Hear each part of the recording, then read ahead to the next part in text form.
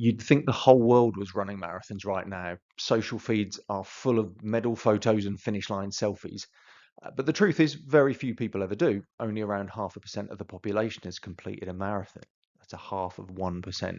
So you've put your name down for something quite rare and something difficult. You've probably already made a fair commitment, bought the kit, organised your weekend away, raised sponsor money, and hopefully started some training sessions. So I'm sure you'll want to make the most of your chance and reach the finish line. And with that in mind, the stats are a mix of good and bad.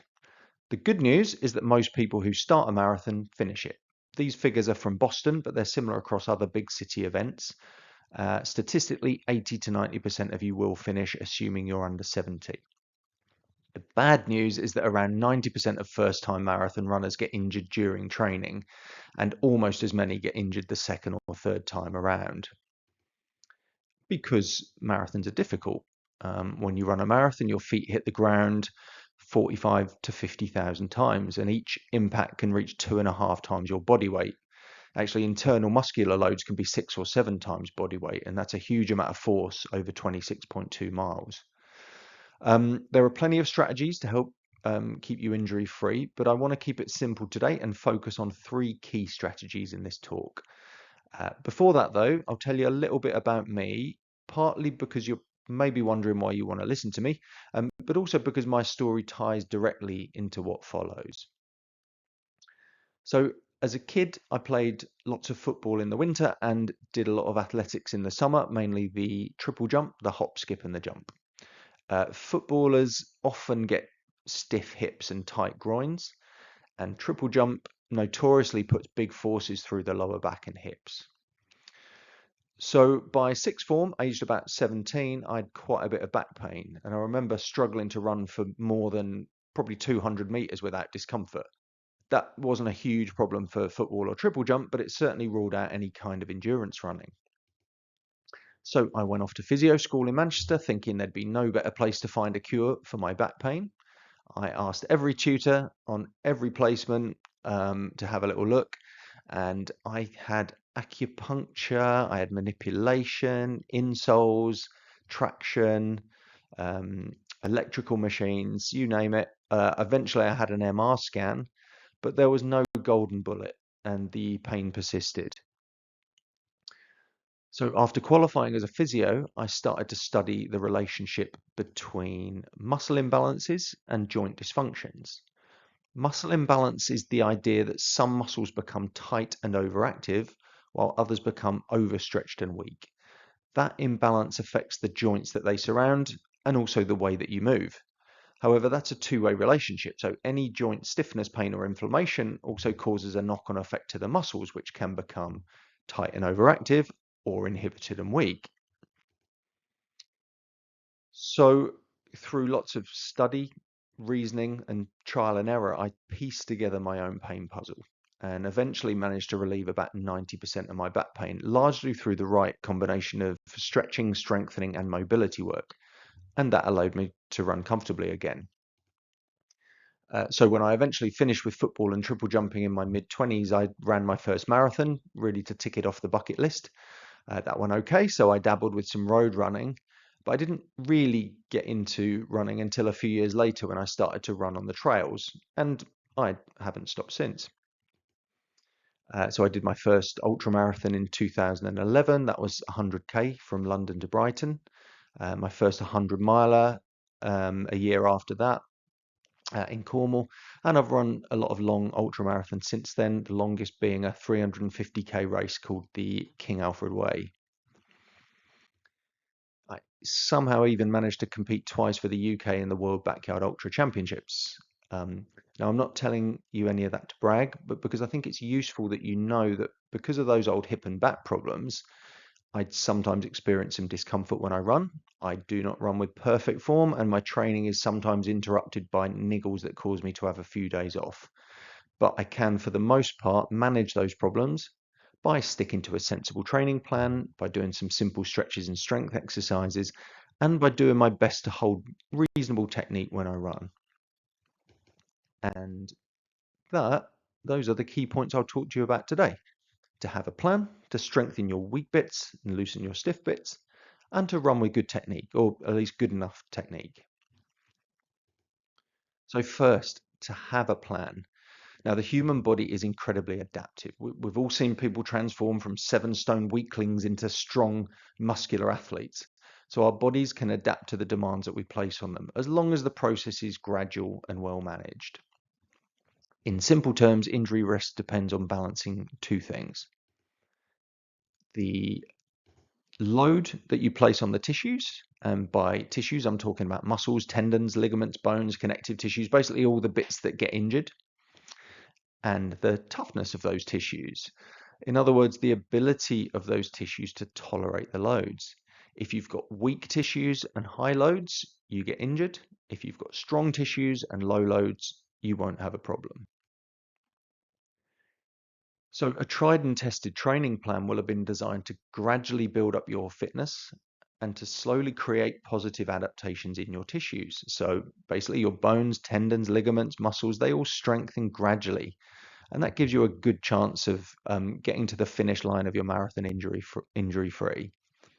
So possibly the key strategy to keeping the injuries at bay is to follow a sensible running plan. So if you don't already have a plan, then do get one. But most of us don't follow plans perfectly. Life tends to get in the way. So here are just a few things to bear in mind to help you adjust your plan intelligently where you need to.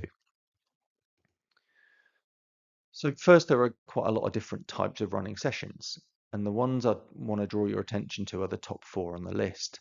So for most people, long runs, speed work, hill sessions, and particularly races are where you'll work the hardest, loading up your tissues the most, which causes more micro trauma and leaves you more prone to injury. So if you're quite new to this or you're injury prone, I would advise leaving a day or two gap between those 4 highlighted types of sessions. So for example, if you race on a Sunday, don't do a fast track session with your club on a Monday night. If you do a tough hill session on a Wednesday, don't do your long run on the Thursday. You need to give your body a little time to recover, to heal the micro trauma and to toughen up those tissues.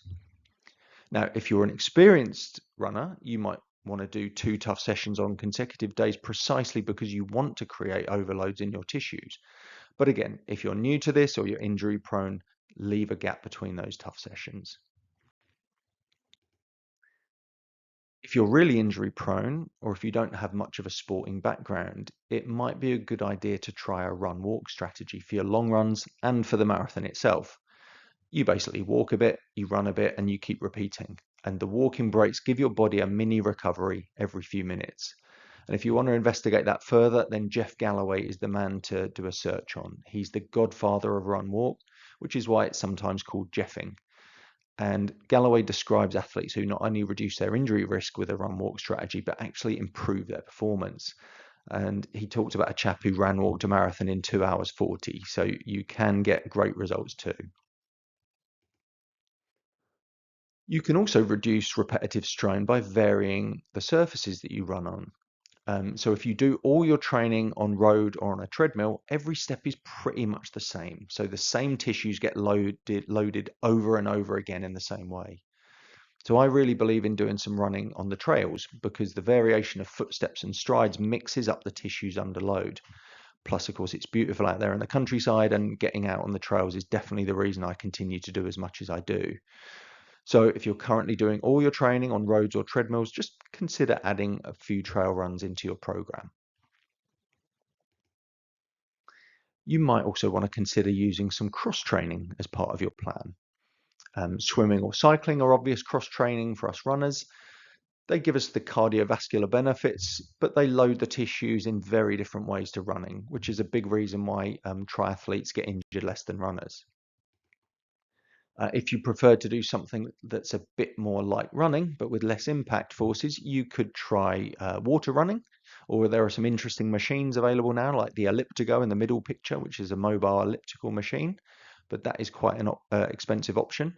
So there's always a good old push scooter. And if cost is really an issue, the flotation belts in the left-hand picture allow you to run in water, and they can be picked up for not much more than £10.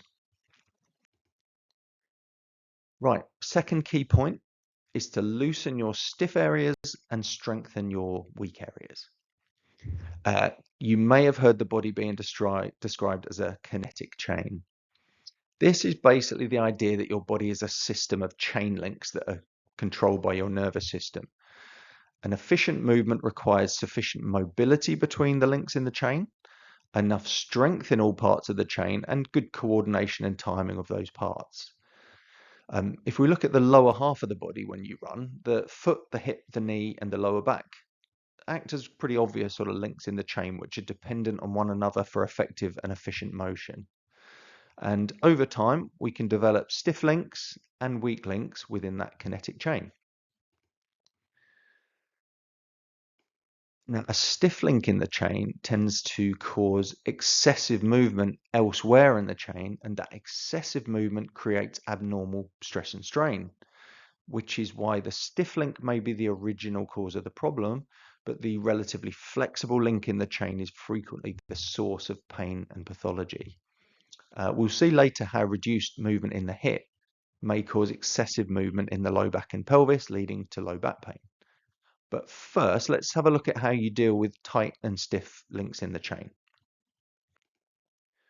So the obvious way to release tight areas is stretching. It's a slightly controversial subject from an injury prevention perspective, but I'll give you my take on it. So before you run, try to avoid those long, slow stretches. And the reason for that is that research shows it's more difficult for your muscles to produce force after a slow stretch. It's probably not difficult to picture a long, floppy muscle struggling to produce force. If there is an exception, though, it's that if there's an area so tight that it prevents you from running with good technique, you should stretch that before you run to improve the length of the tissues and to allow you to run properly. So a typical example is someone with a very tight Achilles tendon. That can lead to them rolling their foot and knee inwards to compensate as they run. So that person would benefit from slow Achilles stretches prior to running. But otherwise, keep your warm-ups dynamic. As an example, I tend to use the first mile of my runs basically as a warm-up. I gradually build my speed, but I also throw in some dynamic movements like running with high knees or doing some heel flicks or some side-to-side running. After your runs, I would suggest that you do 10 minutes or so of slow stretching. I've got a handout that covers all the major stretches for a runner, and I'll happily send one of those to anyone who wants to send me their email address. Those 9 stretches have kept me and many of my running clients happy as a sort of basic stretch routine, and I personally go through those after each run.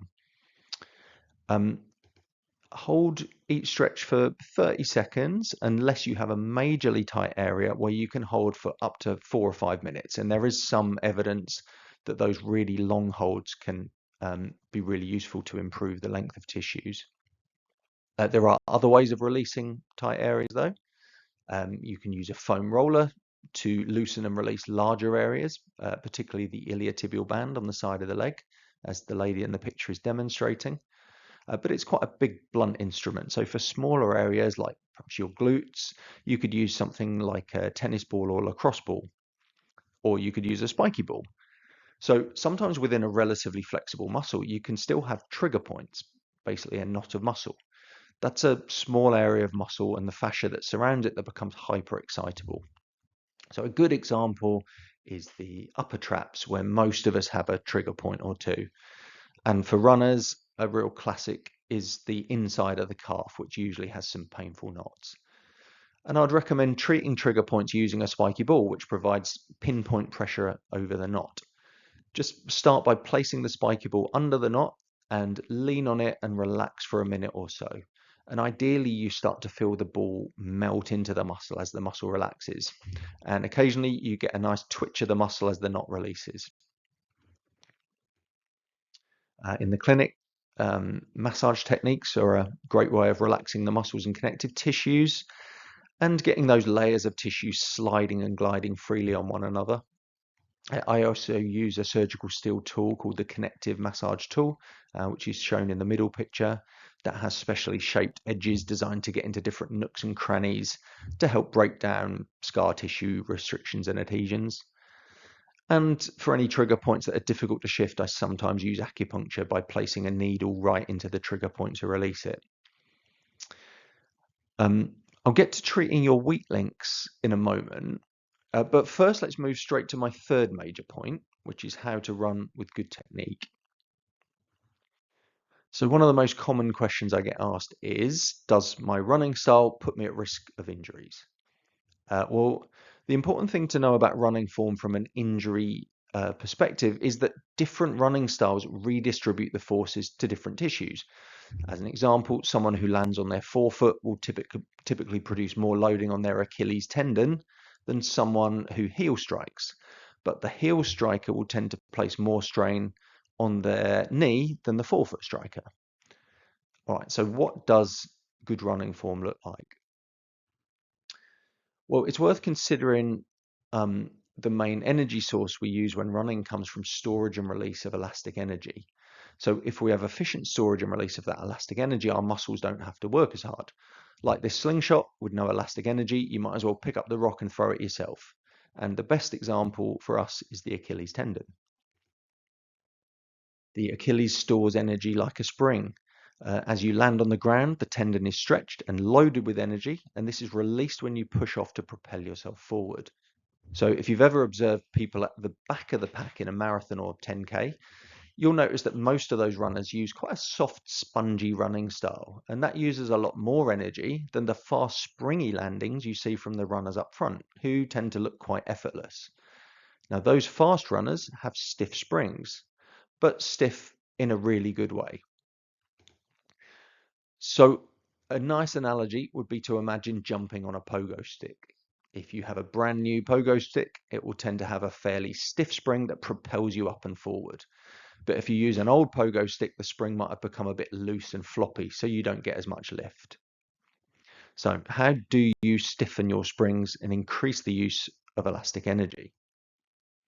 Well, the obvious thing is to keep your landings light and fast.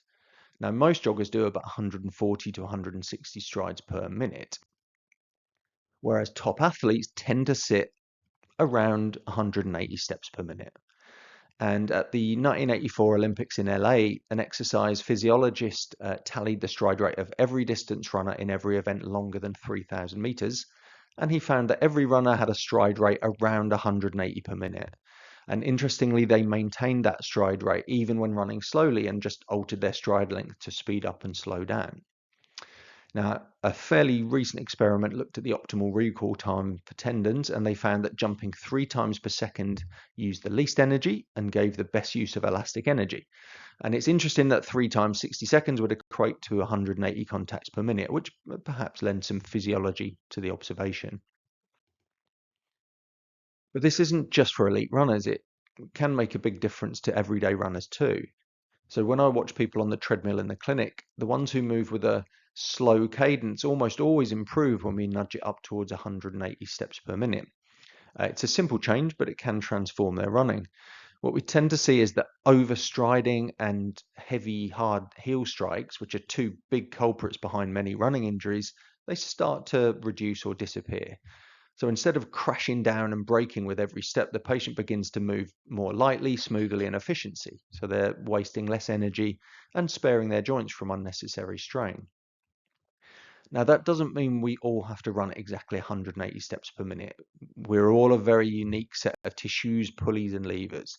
However, most people with slower cadences do run more efficiently when they increase the number of steps per minute.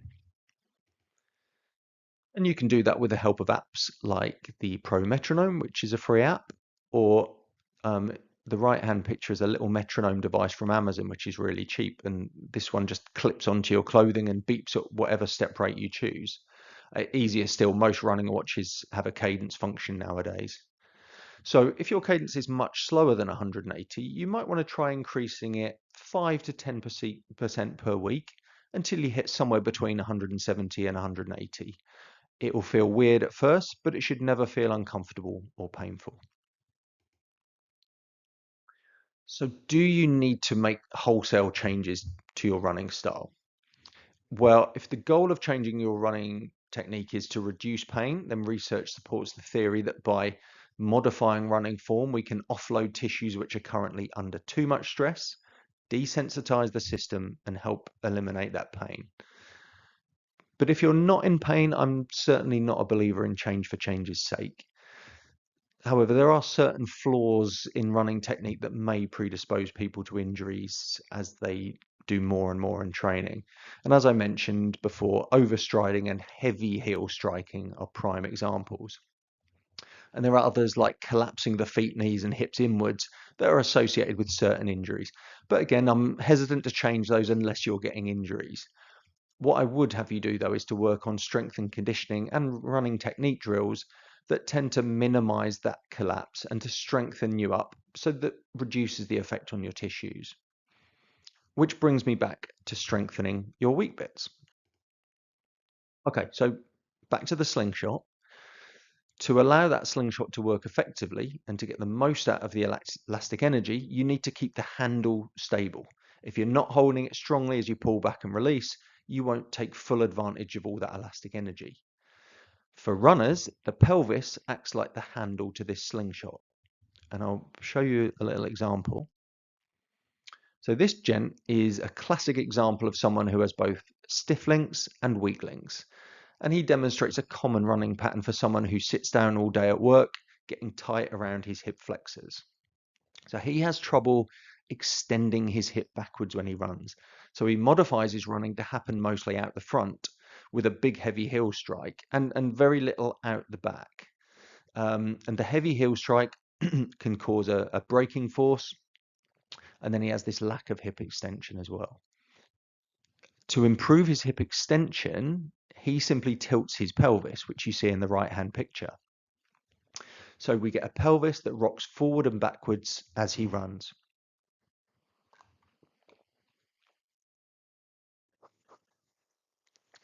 What's important to know is that several of the big powerful running muscles attach to the pelvis. We've got the hamstrings, one of the quadriceps, and the gluteals. When the pelvis rocks back and forward like this, those muscles don't have a stable base to work from. So this gentleman will be losing some efficiency in those muscles. In addition, you can see in the right-hand picture that his back is getting quite arched, and that did cause him to have some low back pain. So for him, we loosened up his hip flexors to give him more extension at the hip. We went through a program of core stability exercises to stop him overarching his back. And then we did a little gait retraining work on the treadmill because sometimes those movement patterns get quite ingrained after a period of time. And it takes a little while to get out of the bad habits. Now, I mentioned that sideways hip collapse can also be a problem. The chap in this picture has a weak left gluteus medius muscle. That's a muscle on the side of the hip that's very important for holding your pelvis straight when you run. You can see that he's fine when he's weight bearing on his right leg, but he drops his hip a lot when he weight bears on his left leg. This pattern inevitably creates compensations. So other muscles start to work harder in an attempt to create stability. So in particular, quadratus lumborum and lat dorsi, which are back muscles on the opposite side, so his right side in this scenario, try to pull the right side of his pelvis upwards. That can lead to low back pain. Also, his groin muscles may overwork for the same reason, leading to groin strains and trigger points. Another problem with this scenario is that as his pelvis drops, the iliotibial band on his left side gets stretched over the hip and tensioned up over the side of his knee, which can lead to an iliotibial band syndrome, which is pain on the outside of the left knee, and that can be very problematic for runners. Now, unfortunately, running alone is not likely to strengthen that weak gluteus medius muscle. In fact, lots of running will usually only reinforce that sort of wonky running pattern. So the gluteus medius always stays as the weak link in the chain. So in his case, this gentleman needs to do specific strengthening of the weak hip muscle.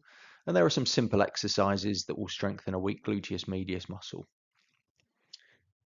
Now, without testing all your muscles and knowing your weak areas, it's impossible for me to tell you exactly what strength exercises will help you as an individual, which is why in the clinic I offer a runner's MOT assessment where I look for weak links and tight links in the chain, amongst other things. But if you want a less tailored approach, there are lots of articles online or in magazines like Runner's World that go through generic strengthening exercises for runners. Whichever way you choose to do it, I'd say it's a good idea to build in a basic strength session into your weekly training plan. Now, my own strength plan takes 5 or 6 minutes, and I do it 3 or 4 times a week when I'm in training for an event. Okay, so I'm going to summarize the main points I've talked about. As I said earlier, injury prevention basically comes down to balancing out, on the one hand, the loads that are placed on the tissues, and on the other hand, the toughness of those tissues, so the ability of the tissues to tolerate load. On the load side of the equation, we've looked at using a well-planned training program to spread the loads out, and also utilizing cross-training and trail running to reduce loads on certain tissues, but while still improving your cardiovascular and running fitness. I've also mentioned how changes in your running technique will alter the loading on certain tissues. On the other side of the equation, we're looking at the ability of those tissues to tolerate loads, and we've looked at how slowly and progressively increasing your training plan should lead to gradual strengthening of muscles, bones, and connective tissues. I've also talked about the importance of keeping the soft tissues loose, mobile, and flexible, which keeps them in good condition and better able to tolerate loads. And also at strengthening any specific weak links that you've got, as running alone often won't strengthen those specific areas. And that's it. I hope there's been something useful in there for you today. Remember, marathon running isn't about having perfect genetics. It's about learning how your body adapts and giving it the right balance of stress and recovery. If you'd like the stretching leaflet or more details about the runner's MOT assessment or anything else running related, just drop me an email at chris@physio7.com. Thanks for listening and best of luck with your training. You have an incredible experience ahead of you.